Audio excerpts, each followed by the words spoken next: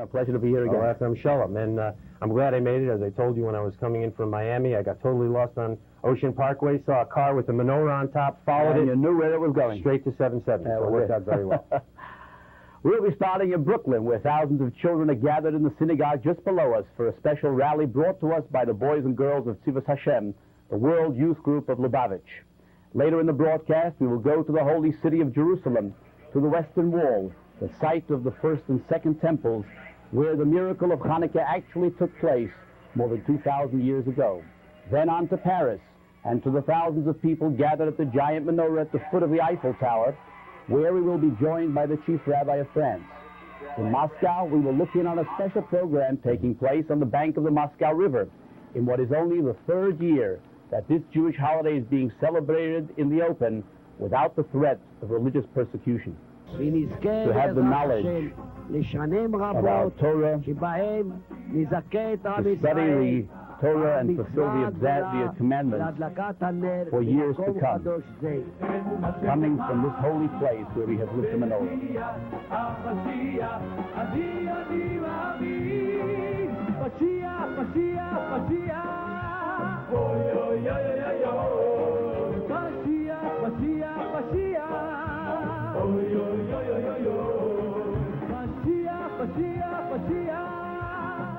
Of course, Hanukkah menorahs are being lit all across the world tonight. We're about to light a special menorah on the banks of the snowy Moscow River with the help of Rabbi Beryl Lazar. Take it away, Rabbi. Празднуйте Хануке! Сегодня мы празднуем двойное чудо! Нас гадала я шам, чудо, которое было более 2000 лет тому назад, и чудо, которое произойдет сегодня.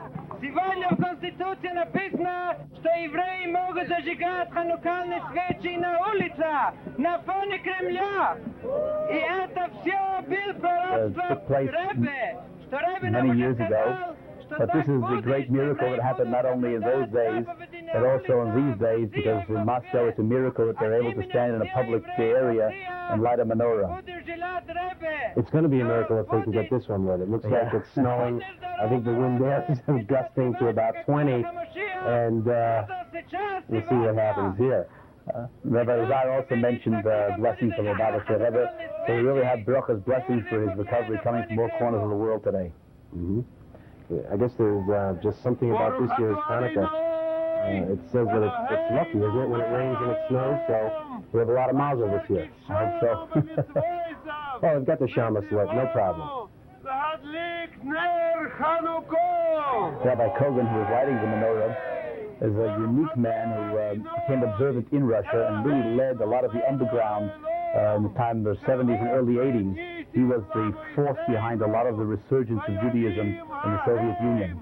It's one of the only cities in the world where you see literally every week streams of young men, 10, 15, 20, 30, 40 years old, being circumcised, which is, you talk about a test of dedication of your feelings about being Jewish. It's one thing to be circumcised when you're a baby.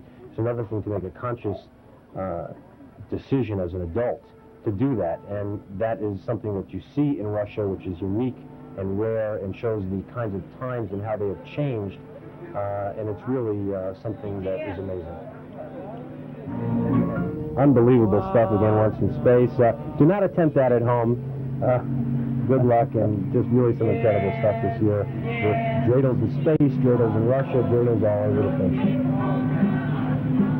We once we got the menorah lit, the snow started coming down even more heavily. Yeah, when we talk about dedication, as you can see, it's practically a blizzard right now in Moscow. It is almost 1 o'clock in the morning, and these people did not go home. They are in their shapkas, which, as you can see, are the Russian hats made of fur, and of course they're the trademark Borsellino's, the Italian hats that you see so commonly on the heads of the Lubavitchers all across the world. But really cold, awful conditions, and they're hanging in there. It's inspiring.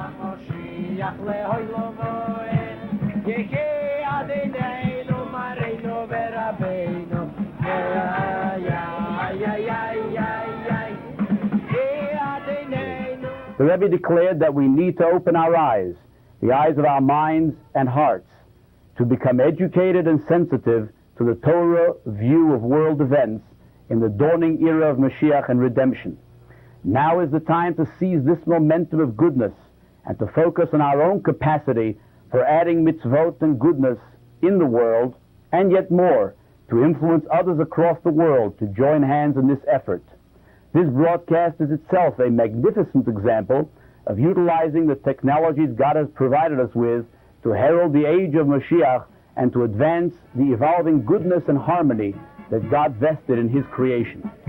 In light of the Rebbe's call, we of Lubavitch are preparing to set aside March 23rd, the Rebbe's 92nd birthday, as a special good deed day for the entire world, a day for everyone around the world to join and unify to do good for the sake of good. May all our combined efforts finally bring about the anticipated redemption.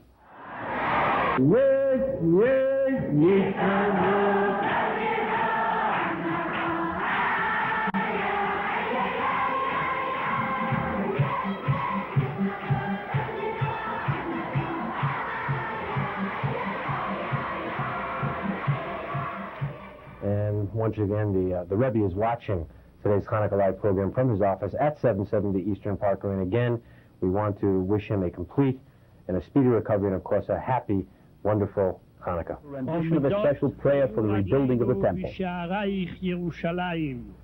מארצנו הקדושה והשלמה, שעיני השם אלוקיך בה, Coming from the Holy Land of Israel, where the eye of God is upon the land from beginning to the end of the year, right at the site of the Western Wall, the remnant of our temple, with the presence of the Lubavitcher Rebbe as well, through the satellite. צעירי אגודת חב"ד ובשם העם בציון ובישראל, להזמין ולכבד בהדלקת נר חמישי של חנוכה את אורח הכבוד שלנו, הראשון לציון, הגאון המקובל, רבי מרדכי אליהו שליט"א. To light the fifth candle of the menorah. Well, Jerry, at least they don't have rain and snow in Jerusalem. Yeah, it's one place where the weather is nice. Last year there was rain. Yeah. To acknowledge what this action is, a commandment from God. ברוך אתה אדוני אלוהינו מלך העולם ההם בזמן הזה.